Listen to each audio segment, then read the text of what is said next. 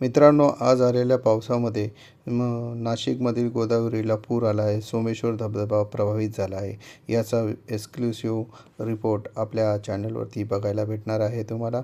आणि ह्या चॅनलवरती तुम्ही बघा, सर्व लोक कसे धबधब्याचा आनंद घेत आहेत.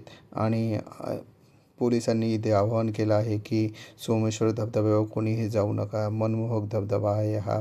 चांगल्यापैकी खूप प्रवाहित झाला आहे जोरात आणि खूप पाणी आहे त्याला आता सध्या.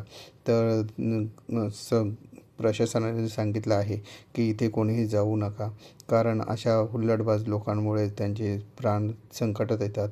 तर जोपर्यंत थोडा मनमोहक दृश्य आहे, पण लोकांनी तरी सेल्फी काढण्यासाठी इथे लोक गेलेले आहेत. त्यांनी कृपया स्वतःच्या जीवाची काळजी घ्यावी व अशा ठिकाणी जाण्यापूर्वी स्वतःला रोखावे, स्वतः बाजूला व्हावं, कारण अशा ठिकाणी जोरात कधीही प्रवाह येऊ शकतो व आपल्या जीवाला हानी होऊ शकते.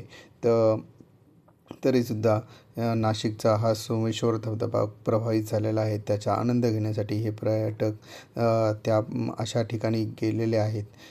तुम्ही बघू शकता. तर मित्रांनो, स्वतःची काळजी घ्या व अशा ठिकाणी जाण्यापासून स्वतःला रोखा व अशा मनमोहक दृश्यांचा आनंद लांबून जेवढा घेता येईल तेवढा लांबून आनंद घ्या. पण खूप मस्त धबधबा आहे बघा.